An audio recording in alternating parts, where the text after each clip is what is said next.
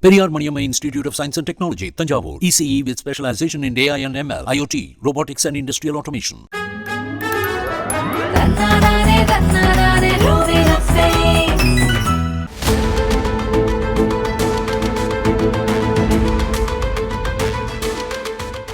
வணக்கம் நண்பர்களே, மின்னம்பலம் டிஜிட்டல் திண்ணைக்கு உங்களை வரவேற்கிறோம். நான் ராகவேந்திர ஆரா. இன்று ஜூன் 5ஆம் தேதி தேசிய தலைநகர் டெல்லியில் முக்கியமான அரசியல் நகர்வுகள் ஆரம்பித்திருக்கின்றன. நேற்று ஜூன் 4ஆம் தேதி நாடாளுமன்ற தேர்தல் முடிவுகள் வெளிவந்ததை அடுத்து இன்று தேசிய ஜனநாயக கூட்டணியின் கூட்டம் பிரதமர் மோடி தலைமையில் நடைபெற்றது. அதையடுத்து இந்தியா கூட்டணி கட்சிகளின் சார்பிலும் காங்கிரஸ் கட்சியின் தலைவர் மல்லிகார்ஜுன கார்கே தலைமையில் அந்த கூட்டணி கட்சி தலைவர்களின் கூட்டமும் இன்று டெல்லியிலே நடைபெற்றிருக்கிறது. முதலில் நடைபெற்ற தேசிய ஜனநாயக கூட்டணி அந்த கூட்டத்தில் பிரதமர் மோடியை என்டிஏ தலைவராக மீண்டும் தேர்ந்தெடுத்திருக்கிறார்கள்.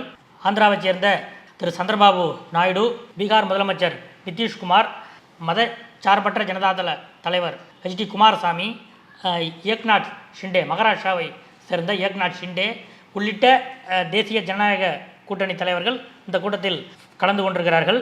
இதையடுத்து வருகிற 7ஆம் தேதி ஆட்சி அமைக்கும் உரிமை கோரி அதையடுத்து 8ஆம் தேதி வருகிற ஜூன் 8ஆம் தேதி டெல்லி இந்தியா கேட் அந்த பகுதியில் பிரதமர் மோடி 3வது முறையாக பிரதமராக பதவியேற்கும் விழா நடைபெறும் என்று பாஜக வட்டாரத்தில் சொல்கிறார்கள். இது இன்று வெளிப்படையாக நடந்த விஷயம். உள்ளுக்குள் தேசிய ஜனநாயக கூட்டணியில் உள்ளுக்குள் நடந்த விஷயங்கள் பற்றி சில முக்கியமான விஷயங்கள் நமக்கு கிடைத்திருக்கின்றன. நேற்று தேர்தல் முடிவுகள் வெளிவர ஆரம்பித்ததிலிருந்து வாரணாசி பிரதமர் மோடி போட்டியிட்ட வாரணாசி தொகுதியில் முதல் சில ரவுண்டுகளில் மோடியே பின்னால் இருந்தார், அவரே ட்ரெயிலிங்கில் இருந்தார் என்ற தகவல் வந்தது. அதுவே பலருக்கும் இந்தியாவில் பலருக்கும் ஒரு அதிர்ச்சியை ஏற்படுத்திய விஷயமாக பார்க்கப்பட்டது. மொத்த சுற்றுகள் எண்ணிக்கை முடிவில் மோடியின் மார்ஜினே அங்கே 2019 தேர்தலை விட இப்போது 2024 தேர்தலில் வாரணாசி அந்த தொகுதியில் மோடியோட வெற்றி வித்தியாசமே கடுமையான சரிவை சந்தித்தது. ஒரு பக்கம் பாஜகவுடைய எண்ணிக்கையும் 240ஓடு நின்றுவிட்டது. 400 இடம் கிடைக்கும் என்று சொன்னார்கள், ஆனால் 240ஓடு நின்றுவிட்டது. அதே போல் தேசிய ஜனநாயக கூட்டணி கட்சிகளும் பல்வேறு மாநிலங்களில் பாதிப்பை சந்தித்தன. இது மட்டுமல்லாமல் மோடி அவருடைய சொந்த தொகுதியிலேயே வெற்றி வித்தியாசம் 2019 ஒப்பிடும்போது மிகவும் குறைந்துவிட்டது. இப்படிப்பட்ட ஒரு நிலையில் மோடி ரொம்ப அப்செட்டாக இருந்திருக்கிறார் நேற்று பகல் முழுதும். ஏனென்றால் அவருடைய திட்டம் என்னவென்றால், நேற்று பகலில் நான் மீண்டும் பிரதமராக வேண்டுமா என்ற ஒரு மனநிலையில் நேற்று மோடி இருந்ததாக சொல்கிறார்கள். இது பற்றி தனக்கு மிகவும் நெருக்கமான அமித்ஷா உள்ளிட்டோரிடம் இப்படி ஒரு சூழ்நிலையில், அரசியல் சூழ்நிலையில் நான் மீண்டும் இந்த கூட்டணிக்கு தலைமை தாங்கி பிரதமராக வேண்டுமா என்று கேள்வி எழுப்பியிருக்கிறார். ஆனால் அமித்ஷா தான் அவரை நீண்ட நேரம் சமாதானப்படுத்தி, நீங்கள் இப்போது 3வது முறையாக பிரதமராக பதவியேற்க வேண்டும், இல்லை என்றால் உங்கள் அரசியல் வாழ்வுக்கு மட்டுமல்ல உங்கள் உயிருக்கும் ஆபத்தாகிவிடும் என்று சொல்லி அமித்ஷா எடுத்து சொல்லிதான் மோடியை சமாதானப்படுத்தி, அதன் பிறகுதான் நேற்று இரவு 7:30 மணிக்கு மேல் பாஜகவின் தேசிய தலைமை அலுவலகத்துக்கே மோடி வந்தார். இவ்வளவு நடந்திருக்கிறது என்று சொல்கிறார். வெளியே 1962க்கு அப்புறம் 3வது முறையாக ஆட்சி அமைக்கும் வாய்ப்பு கிடைத்திருக்கிறது என்றெல்லாம் மோடி பெருமிதமாக பேசினாலும் நேற்று பகல் முழுதும் உள்ளுக்குள்ளே மோடி நான் மீண்டும் பிரதமராக வேண்டுமா என்ற 2 கருத்தோடு தான் இருந்திருக்கிறார். அமித்ஷா அவரை சமாதானப்படுத்தியிருக்கிறார் என்று சொல்கிறார்கள் டெல்லியிலே நடக்கக்கூடிய நகர்வுகளை அறிந்தவர்கள். அதே போல் அமித்ஷா பற்றிய இன்னொரு முக்கியமான தகவலையும் அமித்ஷா இல்லத்தில் நடப்பதை அறிந்த டெல்லி பாஜக நிர்வாகிகள் நம்மிடம் சொல்கிறார்கள். என்னவென்றால், நேற்று மாலை அமித்ஷா தமிழ்நாடு முதலமைச்சரும் திமுக தலைவருமான ஸ்டாலினை அலைபேசியில் தொடர்பு கொண்டு 40க்கு 40 வெற்றி பெற்றதற்கு வாழ்த்து தெரிவித்தார் என்றும், அந்த வாழ்த்து தெரிவித்த போது ஸ்டாலின் நன்றி சொன்னார். அதற்கு அமித்ஷா கீப் இன் டச், எப்போதும் எங்களோடு தொடர்பில் இருங்கள் என்று சொன்னதாகவும் டெல்லியில் உள்ள அமித்ஷாவின் இல்லத்திலிருந்து முக்கியமான பாஜக நிர்வாகிகள் நம்மிடம் சொல்கிறார்கள். ஒருவேளை 2019-24 ஆட்சியிலே பல்வேறு விதமான தனி மனித விரோதங்களை பாஜக ஆட்சி பின்பற்றியது, பாஜக ஆட்சியோட அந்த அணுகுமுறை இருந்தது என்று கடுமையான விமர்சனங்கள் இருந்தன. ஒருவேளை 2024 இப்போது இந்த தேர்தல் முடிவுக்கு பிறகு எல்லா கட்சிகளோடும் ஒரு சுமூக உறவை பேண வேண்டிய ஒரு கட்டாயம் பாஜகவுக்கு ஏற்பட்டிருக்கிறதோ, அதன் அடிப்படையில் இது போன்ற வாழ்த்து பரிமாற்றங்கள் நடந்திருக்கலாமோ என்றும் பாஜக வட்டாரத்திலேயே இது பற்றி கூறுகிறார்கள். இதுதான் பாஜக வட்டாரத்தில் டெல்லியில் நடந்து கொண்டிருப்பது. இன்னொரு பக்கம் இந்தியா கூட்டணியில் சார்பாக இன்று மல்லிகார்ஜுன கார்கே அவர்களுடைய இல்லத்தில் கூட்டம் நடைபெற்றிருக்கிறது. இந்த கூட்டத்திலே கார்கே பேசும்போது, நம்ம பெற்றது மிகப்பெரிய வெற்றி, பாரதிய ஜனதா கட்சி மற்றும் மோடியின் ஊதி பெரிதாக்கப்பட்ட அந்த பிம்பத்தை நாம் உடைச்சிருக்கிறோம். மோடியோட அரசியல் ஸ்டைல் மக்களுக்கு பிடிக்கவில்லை, இந்திய மக்களுக்கு பிடிக்கவில்லை. அதைத்தான் இந்த தேர்தல் முடிவுகள் எடுத்து காட்டுகிறது. இந்த ஒற்றுமை இப்படியே தொடர்ந்து நீடிக்க வேண்டும் என்று கார்கே இந்த கூட்டத்திலே சொல்லியிருக்கிறார். மற்ற முக்கியமான இந்தியா கூட்டணி கட்சிகளின் மற்ற தலைவர்களும் இந்த கூட்டத்தில் பேசியிருக்கிறார்கள். ஸ்டாலின் பேசியிருக்கிறார், அகிலேஷ் யாதவ் உள்ளிட்ட முக்கிய நிர்வாகிகளும் இந்த கூட்டத்தில் கலந்து கொண்டு பேசியிருக்கிறார்கள். இந்தியா கூட்டணி இப்போது என்ன கருதுகிறது ஏனென்றால், தேசிய ஜனநாயக கூட்டணியின் 2 தூண்களாக இருக்கக்கூடிய சந்திரபாபு நாயுடு, நிதிஷ்குமார் 2 பேருமே இன்று என்டிஏ கூட்டணி கூட்டத்தில் கலந்துக்கிட்டாங்க. சந்திரபாபு நாயுடு வெளியே வந்து செய்தியாளர்களிடம் பேசும்போது, நான் என்டிஏல தான் இருக்கேன், உங்களுக்கு என்ன சந்தேகம் என்று கேட்டிருக்கிறார். இப்படிப்பட்ட நிலையில் ஒருவேளை சந்திரபாபு நாயுடுவும் நிதிஷ்குமாரும் இந்தியா கூட்டணிக்கு வருவார்கள், இந்தியா கூட்டணி கட்சி தலைவர்கள் அதற்காக பெரிய முயற்சி எடுத்துக்கொண்டிருக்கிறார்கள் என்று நேற்றிலிருந்தே செய்திகள் வந்தன. ஆனால் இன்று அவர்கள் தேசிய ஜனநாயக கூட்டணி கூட்டத்தில் தான் இருந்தார்கள். இப்படிப்பட்ட நிலையில் இந்தியா கூட்டணி என்ன நினைக்கிறது என்று கேட்டபோது, திமுக உள்ளிட்ட முக்கிய இந்தியா கூட்டணி கட்சி தலைவர்கள் என்ன கருதுகிறார்கள் என்றால், மோடிக்கு எதிராகத்தான் மக்கள் தீர்ப்பு வந்திருக்கிறது. ஏனென்றால் 240 இடத்தோடு பாஜக நின்றுவிட்டது. இந்த நிலையில் நாம் இந்தியாவில் அடுத்து மோடி தலைமையிலான ஆட்சி இருக்கக்கூடாது, பாஜக ஆட்சியோ மோடி ஆட்சியோ இருக்கக்கூடாது. அப்படி இருந்தால் கடந்த 10 ஆண்டுகளில் அவர்கள் ஏற்படுத்திய இந்த அமைப்பு ரீதியான சீர்குலைவுகள் மேலும் இதே போல தான் இருக்கும். அதனால் அவற்றை சீர்படுத்த வேண்டுமானால் பாஜக அல்லாத ஒரு ஆட்சியை நாம் அமைத்தாக வேண்டிய கட்டாயத்தில் இருக்கிறோம். அதற்கான முயற்சிகளை நாம் தொடர்ந்து மேற்கொள்ள வேண்டும். அதற்கு நமக்கு 2 சாத்தியங்கள் இருக்கின்றன.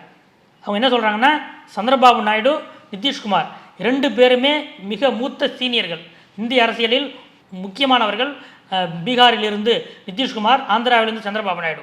இதில் சந்திரபாபு நாயுடு 1996 தேசிய ஜனநாயக கூட்டணியில் வாஜ்பாய் காலத்திலிருந்தே இருந்தவர். அவர் 2014 மோடி முதல் முறையாக பிரதமர் வேட்பாளராக நிறுத்தப்பட்ட போதும் அந்த கூட்டணியில் இருந்தார். ஆனால் மோடி பிரதமரான பிறகு அவருடைய அணுகுமுறை நாயுடுவுக்கு பிடிக்கவில்லை. அதனால் 4 வருஷத்திலேயே 2018 ஆண்டிலேயே தேசிய ஜனநாயக கூட்டணியை விட்டு சந்திரபாபு நாயுடு வெளியேறினார். ஆந்திராவுக்கு சிறப்பு அந்தஸ்து என்ற ஒரு காரணத்தை வைத்து அவர் வெளியேறினாலும் அந்த 2014 பிரதமர் மோடியுடைய அணுகுமுறைகள் பிடிக்காமல் தான் சந்திரபாபு நாயுடு வெளியே வந்தார். நான் வாஜ்பாயை பார்த்தவன், எங்கிட்ட எப்படி பண்ணுறீங்களா என்ற ஒரு ஆதங்கமும் ஒரு கோபமும் அப்போது சந்திரபாபு நாயுடுவிடம் இருந்தன. அதற்கு பிறகு அவர் மோடியை கடுமையாக விமர்சித்தார். மோடி ஆட்சிக்கு எதிராக நாடாளுமன்றத்தில் தெலுங்கு தேசம் கட்சி சார்பில் நம்பிக்கையில்லா தீர்மானமே கொண்டு வரப்பட்டது. இப்படிப்பட்ட இந்த நிலையில் அப்போது 2019 பாஜகவின் தேசிய தலைவராக இருந்த அமித்ஷா என்ன சொன்னார் தெரியுமா? இந்தியாவிலேயே யூடர்ன் அரசியல்வாதினா அது நாயுடு தான், இனிமேல் அவருக்கு என்டிஏவில் அவருக்கு கதவுகள் திறக்கப்படாது, தெலுங்கு தேசத்துக்கான கதவுகள் என்டிஏவில் நிரந்தரமாக அடைக்கப்பட்டு விட்டது என்று சொன்னவர் அமித்ஷா. இப்படி பரஸ்பரம் வார்த்தை போர் நடந்த இந்த சூழ்நிலையில் மோடிக்கும் சந்திரபாபு நாயுடுவுக்கும் இடையிலான வேவ்லெங்த் அப்படி ஒன்றும் சிறப்பாக இல்லை என்பதுதான் கடந்த காலம் சொல்லும் செய்தி. இப்படிப்பட்ட நிலையில்தான் சந்திரபாபு நாயுடு அப்போது தமிழ்நாட்டுக்கு கூட வந்து திமுக தலைமை அலுவலகமான அறிவாலயத்துக்கு வந்து இவிஎம் மிஷினில் எப்படி மோசடி நடக்குது அப்படின்லாம் வெளிப்படுத்தி மோடிக்கு எதிராக ஒரு பிரம்மாண்டமான கூட்டணியை கட்ட வேண்டும் என்று கூட அப்போது விரும்பினார். இப்படிப்பட்ட ஒரு பின்புலம் கொண்ட சந்திரபாபு நாயுடு.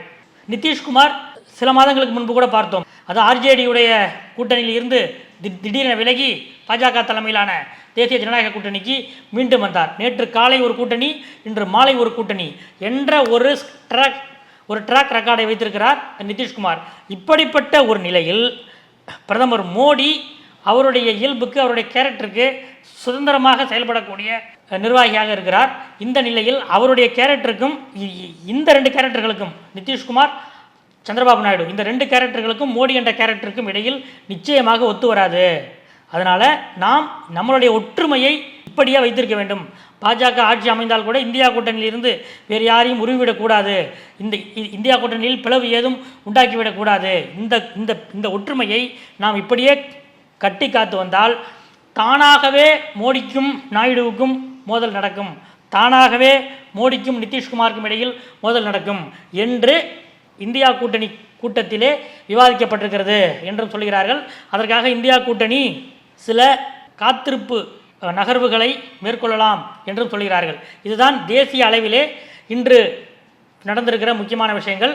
தேசிய ஜனநாயக கூட்டணியில் இருந்து சந்திரபாபு நாயுடு இந்தியா கூட்டணிக்கு வருவாரா என்று முக்கியமான ஒரு கேள்விக்கு இந்தியா கூட்டணி கட்சியிலிருந்து தங்களிடம் பேசியவர்களிடம் சந்திரபாபு நாயுடுடைய குடும்ப உறுப்பினர்கள் ஒரு முக்கியமான தகவலை, ஒரு விளக்கத்தைன்னு கூட வச்சுக்கலாம், அவர்கள் அந்த ஒரு முக்கிய தகவலை சொல்லியிருக்கிறார்கள். அதாவது என்னென்னு கேட்டிங்கன்னா, இப்போதைய அரசியல் சூழல் படி சந்திரபாபு நாயுடு தேசிய ஜனநாயக கூட்டணியில் நீடிக்கிறார். அதுதான் அவருக்கு நல்லது. ஏனென்றால் நீங்கள் கூட்டணி கட்சிகள் வைக்கிற அந்த நிபந்தனைகள், கோரிக்கைகள் இதெல்லாம் 10% தான் வெளில தெரியும். பாக்கி 90% அரசியலுக்கு அப்பாற்பட்டதாக கூட இருக்கும். அப்படிப்பட்ட சில முக்கியமான கோரிக்கைகளை வைத்து அவற்றை சாதிக்க வேண்டிய ஒரு கட்டாயத்திலே சந்திரபாபு நாயுடு இருக்கிறார். இப்போது ஆந்திராவிலே நடந்து முடிந்த சட்டமன்ற மற்றும் நாடாளுமன்ற தேர்தலில் ஜெகன்மோகன் ரெட்டி மீண்டும் வெற்றி பெற்று விட்டால் தெலுங்கு தேசத்தை ஒரு வழி பண்ணிடுவார்.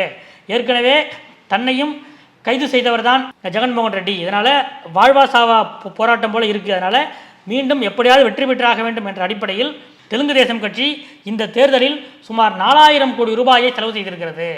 அதில் பல்வேறு வகைகள் மூலமாக திரட்டப்பட்ட நிதி காரணமாக, அதுவும் தேசிய ஜனநாயக கூட்டணியில் இருந்ததால் அப்படி ஒரு நிதிகளை திரட்ட முடிந்தது. இந்த 4000 கோடி ரூபாயில் கிட்டத்தட்ட 1000 கோடி ரூபாய் தெலுங்கு தேசம் கட்சியால் லோன் வாங்கப்பட்டிருக்கிறது, அங்கங்கே இதாக வாங்கப்பட்டிருக்கிறது.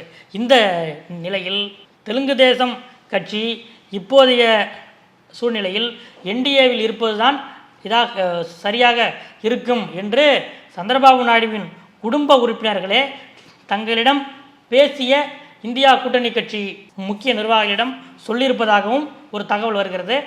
இங்கே தமிழ்நாட்டுக்கு வந்தோம் என்றால், நாடாளுமன்ற மக்களவை தேர்தல் முடிவுகள் குறித்து தமிழ்நாடு பாஜக தலைவர் அண்ணாமலை இன்று பத்திரிகையாளர்களை சந்தித்தார்.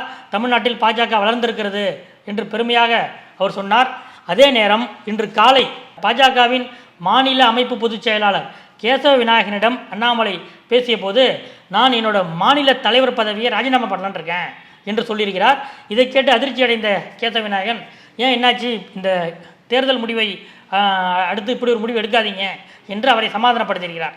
அதற்கு அண்ணாமலை, இல்லை நான் ஒரு பெரிய ஒரு நோக்கத்தோடு இருக்கேன், ஆனால் இப்போதைய அரசியல் சூழ்நிலை, கட்சி சூழ்நிலை இதெல்லாம் எனக்கு ஒத்து வரல, எனக்கு ஒரு மன அழுத்தமாக இருக்குது. உத்தரப்பிரதேச மாநிலத்தில் ஏற்பட்ட தோல்வியை அடுத்து அங்கே பிஜேபி மேலிட பொறுப்பாளராக இருந்த தேவேந்திர பட்னவிஸ் அவருடைய பதவியை ராஜினாமா செய்ய அனுமதி கேட்டு கட்சி மேலிடத்துக்கு கோரிக்கை வச்சிருக்காரு.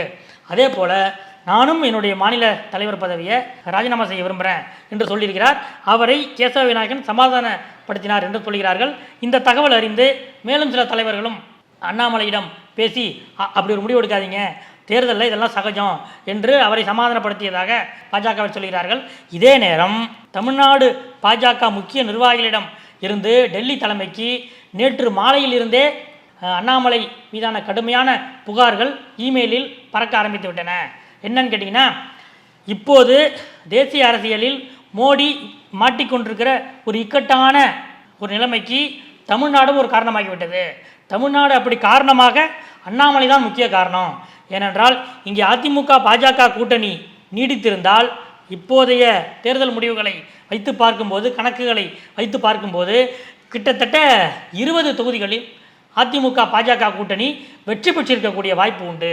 ஆனால் அண்ணாமலை தன்னை முன்னிறுத்தி தன்னுடைய பிம்பத்தை பெரிதாக்க வேண்டும், தன்னை ஒரு பெரிய தலைவராக காட்டிக்கொள்ள வேண்டும் என்ற தன்முனைப்பு காரணமாக அதிமுகவை அனுசரித்து செல்லாமல் அதிமுக தலைவர்கள் பற்றி அவதூறாக பேசி அதிமுகவை கூட்டணியில் இருந்து வெளியே போவதற்கு ஒரு நிர்பந்தத்தை ஏற்படுத்திவிட்டார். அதனால்தான் அண்ணாமலை இல்லாமல் அந்த இடத்தில் இன்னொரு தலைவர் இருந்திருந்தால் இந்நேரம் அதிமுக பாஜக கூட்டணி அமைந்திருக்கும். தமிழ்நாட்டிலிருந்து 20 நாடாளுமன்ற உறுப்பினர்கள் மோடிக்கு ஆதரவாக டெல்லிக்கு வந்திருப்பார்கள். மோடிக்கு இப்படிப்பட்ட ஒரு இக்கட்டான ஒரு சூழ்நிலை, ஒரு இறுக்கமான ஒரு சூழ்நிலை ஏற்பட்டிருக்காது. அதனால் இப்படிப்பட்ட ஒரு நிலையை ஏற்படுத்திய கட்சியை விட தான் முக்கியம் என்று கருதி அதற்கேற்ற மாதிரி செயல்பட்டு கட்சிக்கு ஒரு இக்கட்டை ஏற்படுத்தியிருக்கிற அண்ணாமலையை இனிமேலும் நீங்கள் மாநில தலைவராக நீடிக்க அனுமதிக்க வேண்டாம் என்று கேட்டு அண்ணாமலை மீதான புகார்கள் டெல்லிக்கும் அனுப்பப்பட்டிருக்கின்றன என்று சொல்கிறார்கள். இது பாஜகவில் நடப்பது. இன்னொரு பக்கம் அதிமுகவில் அக்கட்சியின் பொதுச் செயலாளர் எடப்பாடி பழனிசாமி மிக வருத்தமாக இருக்கிறார் என்று சொல்கிறார்கள். நேற்று அவர் தேர்தல் முடிவுகள் பற்றி ஒரு அறிக்கை வெளியிட்டிருந்தார். 2026 சட்டமன்ற தேர்தலுக்கு ஒரு பாடமாக படிப்பினையாக இந்த தேர்தல் அமைந்திருக்கிறது என்று சொன்னார். அவருக்கு பெரிய வருத்தம் என்னென்னா, கன்னியாகுமரி மற்றும் புதுச்சேரியில் நாம் தமிழர் வேட்பாளர் கூட அதிமுகவை விட அதிக ஓட்டு வாங்கிட்டாரு. ஒரு 7-8 இடங்களில் பாஜக அதிமுகவை முந்திவிட்டது. அதிமுக 3ஆம் இடத்துக்கு போய்விட்டது. ஆனால் இந்த தொகுதிகளில் நாம் தமிழர் கட்சி அதிமுகவை விட அதிக ஓட்டு வாங்கியிருக்கிறது. இது எம்ஜிஆர் காலத்து கட்சி இப்படி ஆயிடுச்சு என்ற வருத்தத்தில் சம்பந்தப்பட்ட கட்சி நிர்வாகிகள் மீது கடுமையான நடவடிக்கை எடுக்க, கடுமையான ஆக்ஷன் எடுக்க எடப்பாடி தயாராகி கொண்டிருக்கிறார் என்று சொல்கிறார்கள். அதே நேரம் இன்று அதிமுக பொதுச் செயலாளர் என்று தன்னைத்தானே சொல்லிக்கொள்ளும் திருமதி சசிகலா அம்மையார் எல்லாரும் ஒன்றாக இணைவோம் வாருங்கள் என்று ஒரு வெளிப்படையான அறிக்கையை வெளியிட்டிருக்கிறார். இந்த தேர்தல் முடிவுகளை கருத்தில் கொண்டு அதிமுகவில் கருத்து வேறுபாடுகளை தூக்கி போட்டுவிட்டு எல்லோரும் ஈகோவை தூக்கி போட்டுவிட்டு எல்லோரும் ஒன்றாக வேண்டும், அப்போதுதான் அதிமுகவை காப்பாற்ற முடியும் என்று சசிகலா ஒரு வேண்டுகோள் வைத்திருக்கிறார்.